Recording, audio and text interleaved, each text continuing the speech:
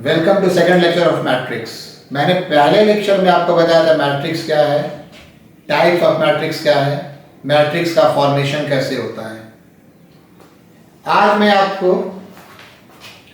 Matrix के बारे में बताऊंगा, दो मैट्रिक्स को कैसे ऐड करते हैं, सब्ट्रैक्ट करते हैं, और स्केलर मल्टीप्लिकेशन कहने का अर्थ है किसी मैट्रिक्स में एक नंबर से मल्टीप्लाई करते हैं तो क्या होता है। ये बड़ा आसान सा सेगमेंट है, लेकिन बोर्ड में इसमें 2 मार्क्स में क्वेश्चन आते रहते हैं, बहुत ध्यान से कैलकुलेट करना है।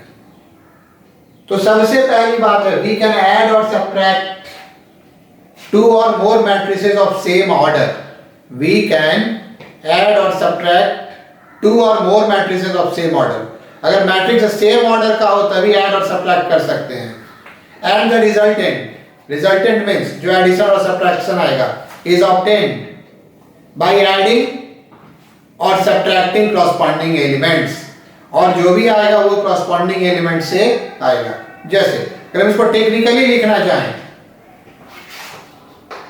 if matrix A is equal to Aij m by n, matrix B is equal to Bij m by n means same order.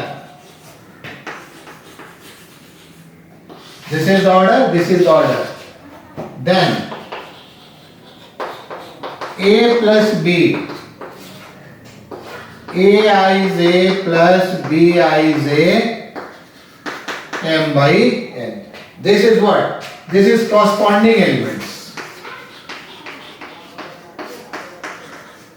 This is corresponding elements. And if we want to subtract A minus B, this is minus, same rule.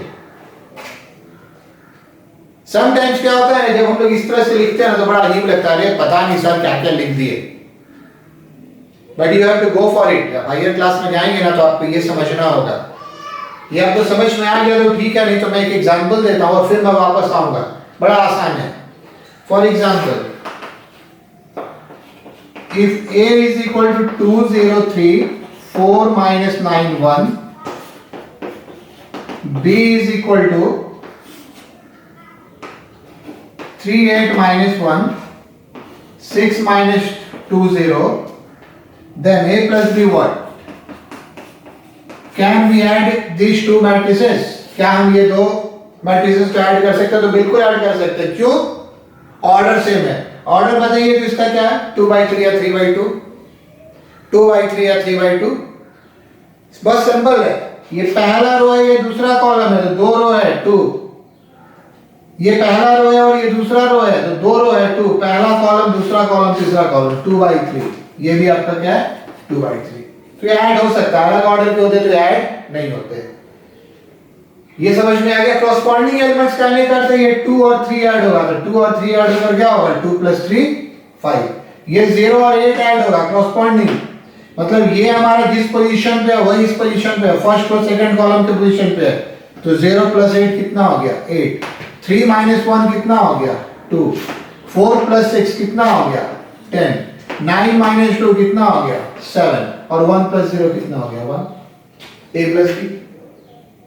Suppose कि हम यहाँ पर एक matrix C लेते हैं, तो C लेने पर मान लिया 7 8 - 3 2 1 9, तो क्या होगा हमारा A + B - C।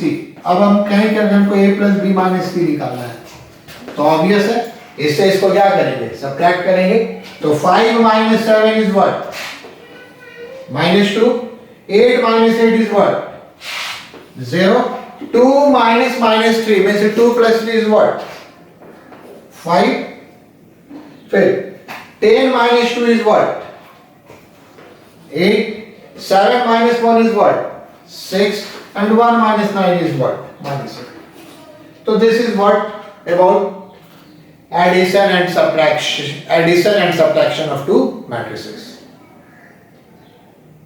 नेक्स्ट मैं आपको बताने जा रहा हूं स्केलर मल्टीप्लिकेशन, और उस पर एक मैं रिजल्ट दूंगा। वो रिजल्ट पे ऑब्जेक्टिव क्वेश्चन बोर्ड एग्जाम में आते हैं, तो उस रिजल्ट को आप ध्यान से देखिए। तो आते हैं स्केलर मल्टीप्लिकेशन। स्केलर मल्टीप्लिकेशन कहने का क्या अर्थ है?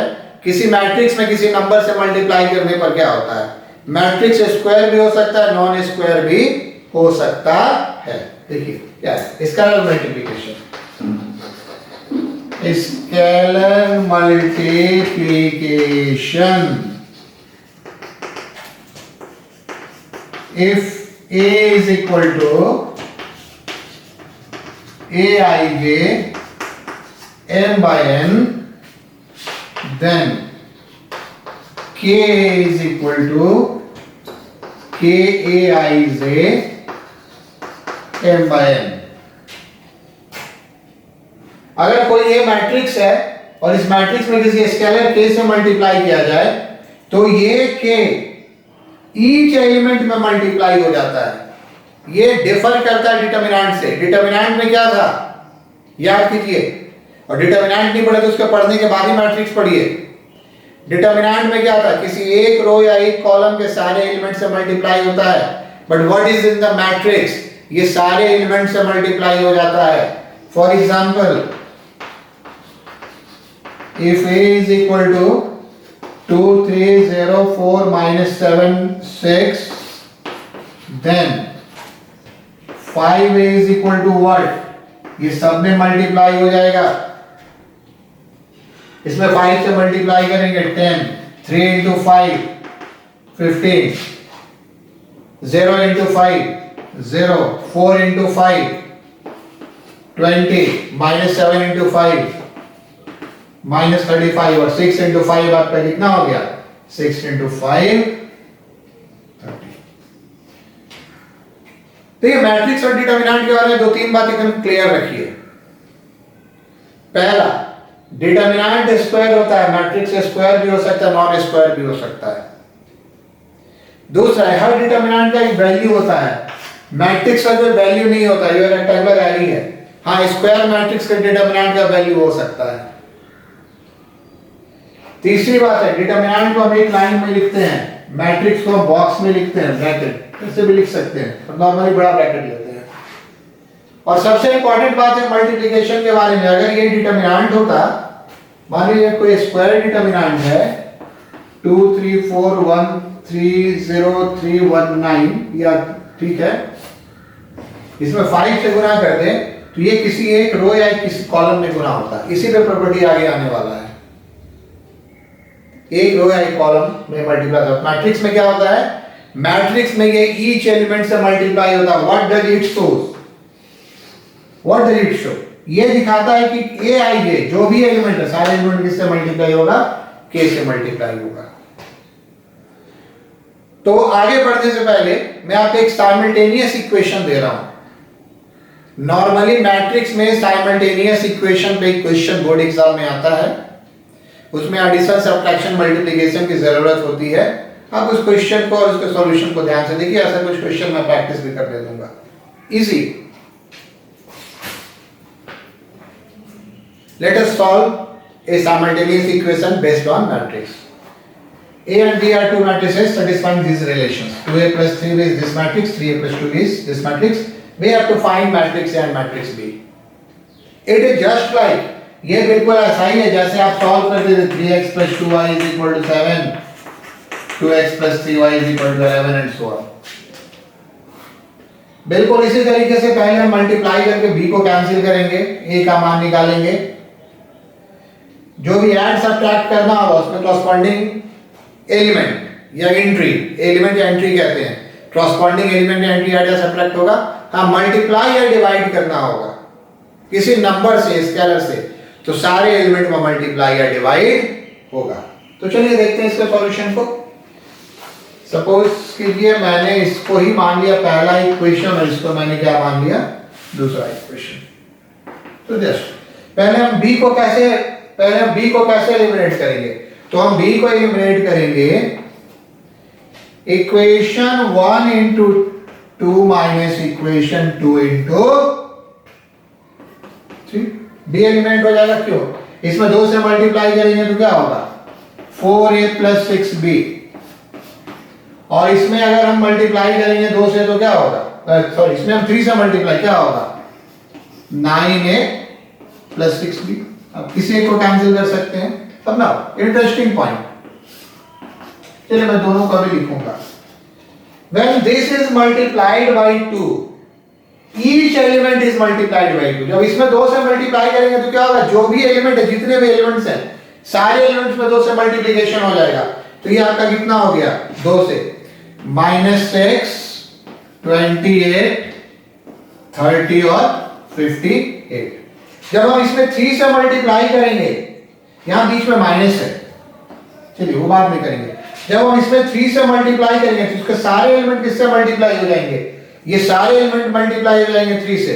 तो ये -6, ये 33, ये 3 से मल्टीप्लाई कर रहे हैं तो याद कीजिए कितना हो गया, 45 और 93। अब हम इस एक दूसरे को सबट्रैक्ट कर दें, तो सबट्रैक्ट करने के बाद आपका क्या होगा, -5 है। अब ये -6 -6 0, -5 है, समझ रहे ना, 6 भी और 6 भी कैंसिल हो गया, 4 - 9 is -5, दिस इज -5 है। -6 -6 प्लस 6 0, 28 - 33 कितना हो गया, -5। 30 - 45 कितना हो गया, -15, और 58 - 93 ये 60 और 90 में 30 का डिफरेंस है, तो ये कितना हो गया, ये हो गया आपका -35। इसे ये मैट्रिक्स आपका कितना हो गया, -1/5, 0 - 5 -15 - 35। अब देखिए क्या होगा, ये एक तरह का क्या है, डिवीजन नहीं है, एक तरह का मल्टीप्लिकेशन है, मल्टीप्लिकेशन बाय -1/5। तो जब -1/5 में इससे मल्टीप्लाई करेंगे, सारे एलिमेंट में होगा, मैट्रिक्स है, डिटरमिनेंट में बार बार बोल रहा हूं, या -5 से डिवाइड करेंगे सारे एलिमेंट में, तो ये आपका क्या आ जाएगा, ये आपका आ जाएगा 0 1 3 और 7। तो दिस इज मैट्रिक्स ए। अब ये मैट्रिक्स बी निकालने की बात, तो आपके पास 2 ऑप्शन है, या तो आप पहले वाले मैट्रिक्स में ए का मान रख दीजिए, उससे भी ला सकते हैं, और या फिर आप बी ला सकते हैं, या फिर आप ऐसे ही एक साइमल्टेनियस इक्वेशन सॉल्व कीजिए, आपकी जो भी मर्जी है, आप दोनों से काम कर सकते हैं। चलिए मैं पहले वाले से कर लेता हूं। Putting a is equal to 0 1 3 7 in 1। तो जब मैं यहां पर a पुट करूंगा तो आपका क्या हो जाएगा, आपका ये हो जाएगा 2 टाइम्स 0 1 3 7 प्लस कितना आपका हो जाएगा 3 टाइम्स b।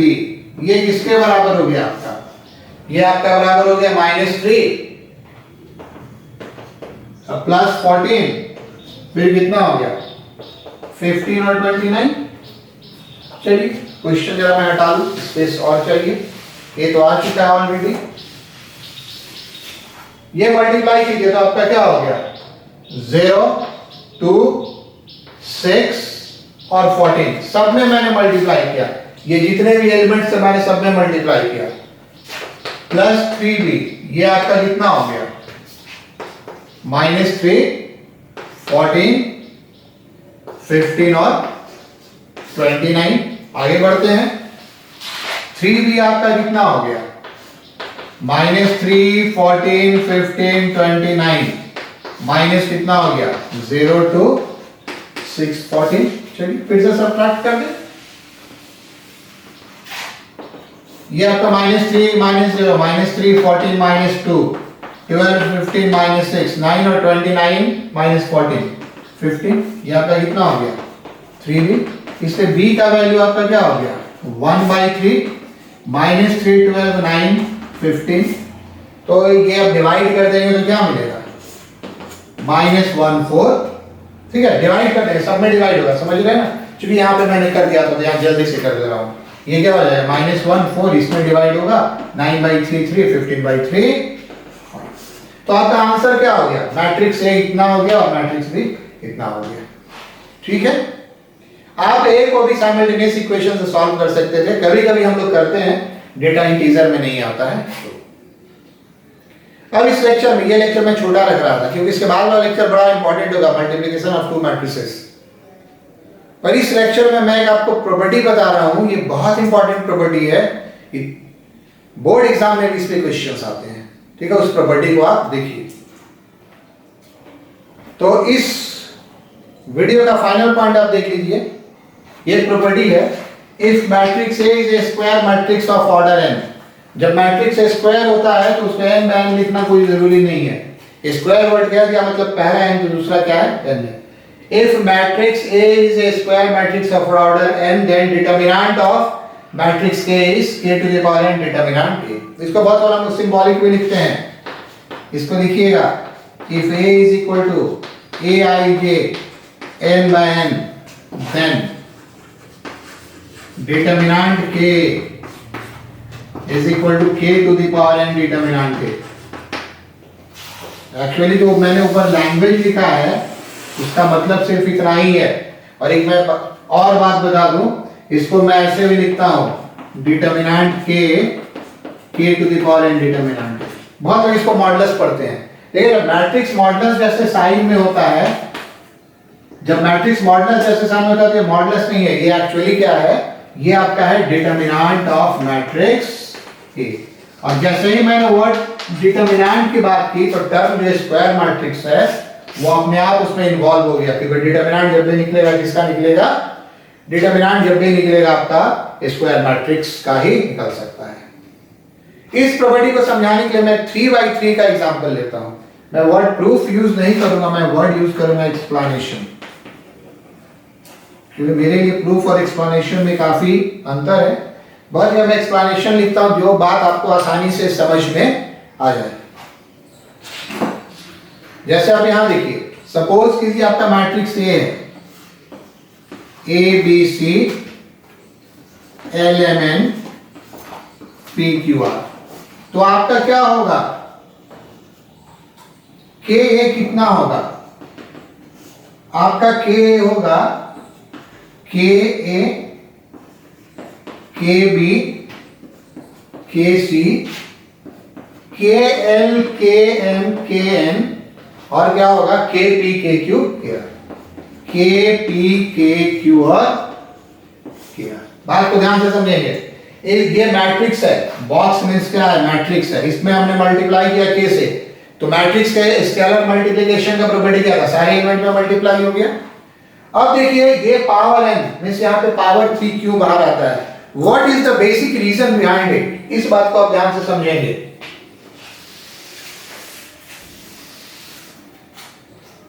Therefore, डिटर्मिनेंट ए, मैंने ऐसे लिख दिया, दोनों तरह से लिख सकते हैं, डिटर्मिनेंट ए और डिटर्मिनेंट ए। ये बेसिकली आपका कितना होगा, A B C L M N P Q R, और आपका डिटर्मिनेंट के ए, तो आपका डिटर्मिनेंट के ए कितना होगा, डिटर्मिनेंट के आपका होगा के ए के बी के सी के एल के एम के एन के पी के क्यू के आर। ध्यान से देखेंगे, जब मैं मैट्रिक्स में मल्टीप्लाई किया, सारा एलिमेंट मल्टीप्लाई हो गया, अब मैं इस दोनों का डिटर्मिनेंट लिख रहा हूं। तो जब मैंने डिटर्मिनेंट लिख कर दिया मैट्रिक्स को, तो अब क्या होगा, अब ईच कॉलम से, या आप कह सकते हैं कि ईच रो से, कॉलम कहें या रो कहें, डिटर्मिनेंट में क्या था, हर कॉलम या हर रो से एक कॉमन आता है, तो ये पहले कॉलम से आएगा, मैंने कॉलम लिख दिया, क्या हो गया ए एल पी, दूसरे से एक और के कॉमन आएगा, ये आपका क्या हो गया बी एम क्यू, और तीसरे से एक और कॉमन आएगा, क्या हो गया सी एन आर। तो अब आपका वैल्यू क्या हो गया, एक तीसरे से के, ये आपका के क्यूब हो गया, और ये वापस आपका क्या हो गया, ये डिटर्मिनेंट ए था। तो 3 ऑर्डर के लिए मैंने इसको क्लियर किया। अगर ये 4/4 ऑर्डर का हो तो k का पावर 4 बाहर आएगा। अब समझिए इंडक्शन प्रोसेस से 5/5 का हो तो k का पावर 5 बाहर आएगा, n/n का हो तो क्या आएगा, k का पावर n बाहर आएगा। तो ध्यान रखना है, इस पर बोर्ड एग्जाम में एक बड़े अच्छे और बहुत फ्रीक्वेंट ये क्वेश्चन 12th बोर्ड में पूछा जाता है। देखिए वो क्वेश्चन आपका क्या है, if a is equal to aij 4/4 and determinant a is equal to 5, find determinant 3a।